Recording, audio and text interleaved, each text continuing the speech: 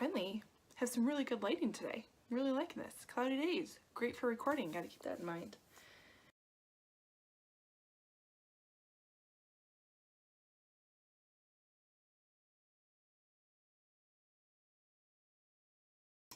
Hello everybody and welcome to Lindsay's Little Library. I'm here today to share with you my October wrap-up. October was a really great month. It started out in super great way. I guess if I would have kept up my pace, I could have easily read like 8 to 10 books this month, but I'll explain what happened in just a little bit. So my goal for October was to scare the shit out of myself, and I accomplished that goal. Holy crap, totally accomplished that goal. My other goal was just to really read spooky books and to kind of stick with the spooky book theme, which I basically did with 2 exceptions. So my totals for the month, I read 6 books in the month of October, which is not bad. That's pretty average for me. But like I said, I started out really strong. I mean, I had like 3 books under my belt in like that first week. So, oh well. But let's go through it and explain kind of what happened. So first book I read was not a spooky book, but it's a book I have had on my TBR forever.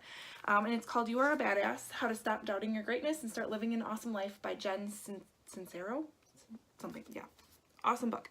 So I'm a huge fan of these types of books, the kind of self-help, great motivator type books, but I do best when they are audiobooks. So my husband actually got this from work and brought it home. Basically was like, I'm here. I think it's more for you than me. So I was like, awesome. This was probably in the middle of summer. So I put my name in to have the audiobook through my Overdrive app, because why buy the audiobook when I have the physical book? I'm just gonna borrow it. So it took months because I was hold number like 158 or something like that. So it just happened to be that in October my hold came up. I was able to listen to this book. It was awesome. Like, look at all my little posties. It was a really great book. Again, I love these books every once in a while. Just really great to listen to on my way to work.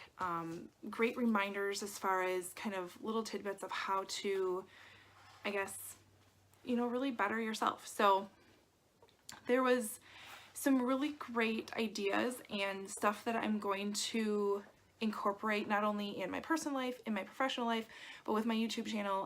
One of them is you just gotta try. And so I'm totally taking that to heart this year. I've been wanting to start this channel for a long time, and I just one day put up a video and started it. So I officially hit 250 subscribers, which to a lot of you, it's probably not that many. I'm a fan of a lot of other booktubers who have thousands and thousands of subscribers, but the fact that 250 people subscribe to my channel just blows me away. So it's given me some motivation.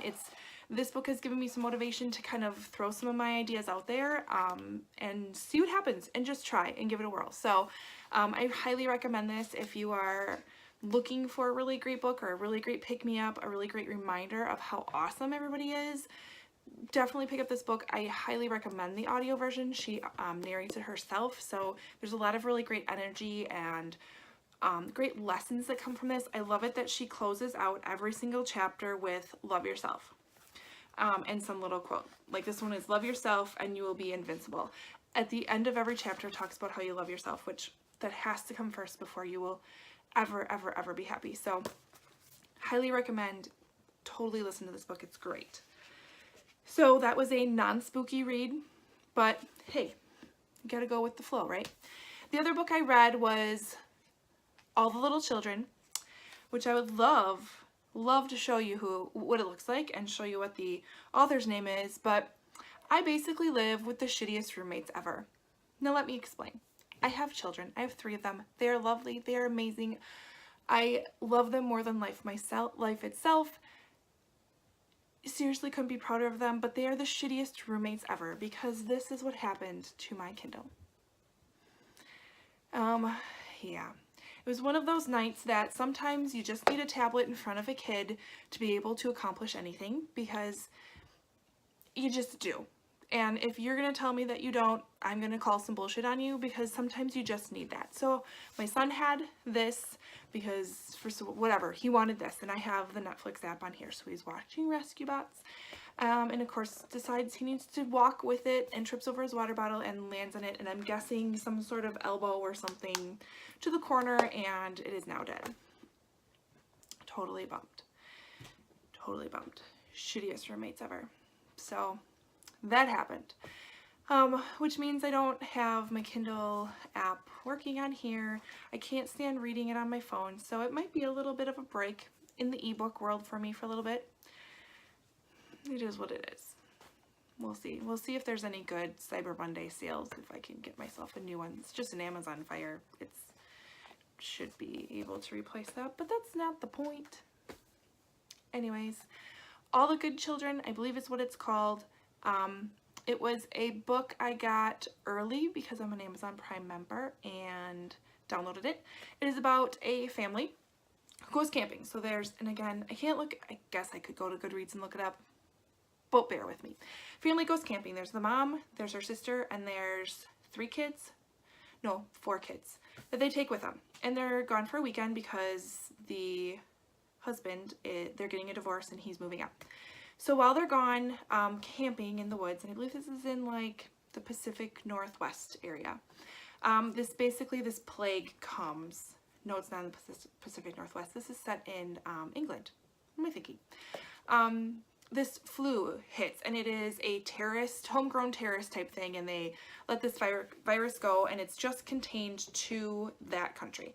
And it wipes out pretty much everybody, but because they're camping and they're not really by other people, they survive it. But it goes through, like, now what do they do? Now how do they survive? Really good, very fast paced, totally kept me engrossed in it. There's a few parts that could have been a little better, so I think I gave it a 4-star, but very good book, and again, could totally happen.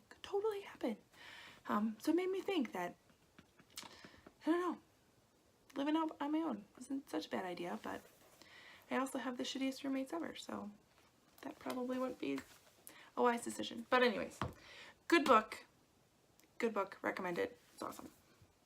So then, what did we get into? I knew Spookathon was coming up, and so I knew I would have an abundance of spooky books to read for that, so I picked up Without Merit by Colleen Hoover.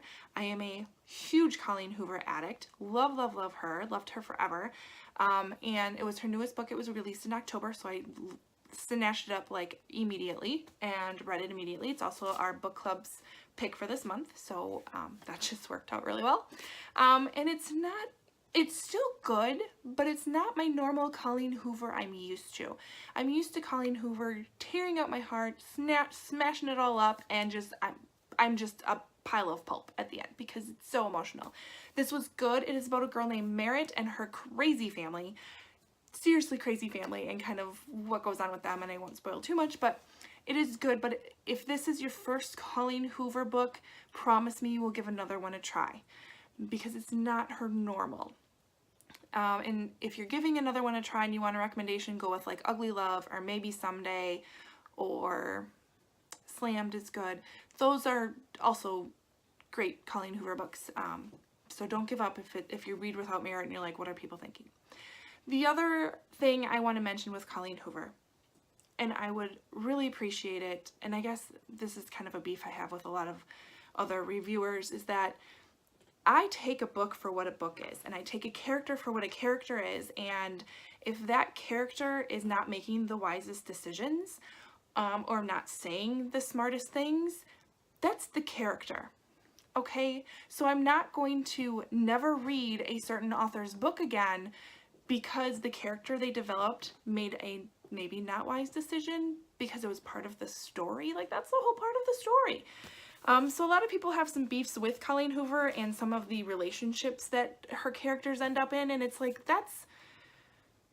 it's part of the story. It's part of the lesson you're supposed to learn. And so don't, again, I really like her, but I wouldn't diss an author because the character makes some stupid mistakes. Like, that's the point. It's the whole point of the story. So get off my soapbox, but give Colleen Hoover a try. Really great book. So then we got to Spook Athan, and I had a really great plan, had it all good. We had a great week. So first one for Spookathon that I picked up was The Dry by Jane Harper. I listened to this on audio. This is about a man who is kind of called back to his hometown because a friend of his dies, and it looks as if there is a murder-suicide involved. So he gets called back, and you learn that there's a little bit more to the story. There's a little mystery there. There's a little mystery with something that happened in the past that kind of comes back.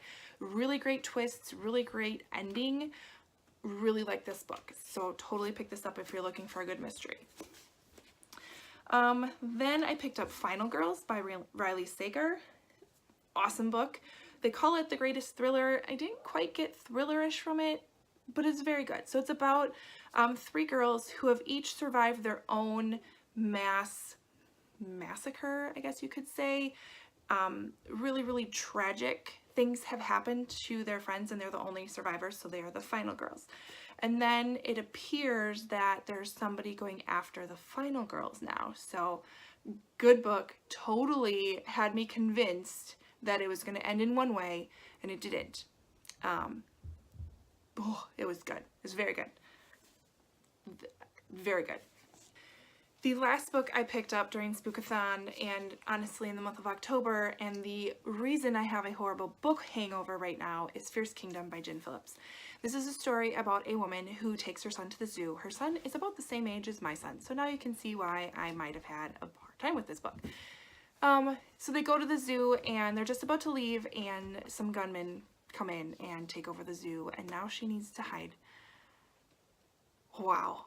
Fast paced right from the start, complete roller coaster ride. There was times I had to stop reading just because I was feeling so anxious and so scared, and I got so invested in this book. It was amazing, and I don't know if it's because I have a son who's the same age. I was thinking the same things she was thinking, as far as if I didn't have him with me, I could get out, but I have him, and I have to do different things and make different decisions, and really, really good. Or if it really is the book. And I don't care. It's going on my top list. It's phenomenal. I highly recommend this to anybody out there. But I finished this, and that's basically where I stopped. I just couldn't. I attempted to pick up The Breakdown, which I am making progress in. Breakdowns by B.A. Paris. I have about 100 pages left, but it has taken me literally 2 weeks to kind of get to that point, which is not normal. I could usually have that done in like 4 days. So I've definitely taken a break from reading for a little bit. I tried an audiobook this week on my way to work, and I don't know. But now that The Breakdown is starting to get, not that it hasn't been good, but it's starting to really pick up a pace, I think it's going to help me get back into reading. So we'll see what November looks like. But October was great. I love it that I accomplished my goals. The book that scared the shit out of me was right here, totally. And I think it's because it was just so real. Like, that stuff is happening all the time, and it's just, oh my gosh, it was crazy because it's just so real. So I loved it. It was a great month. I love participating in Spookathon. If you want to check out my vlog from Spookathon, I'll leave the link below so you can look at that. And I think that's about it. So let me know what you read in October. Did you scare the shit out of yourself this month like I did?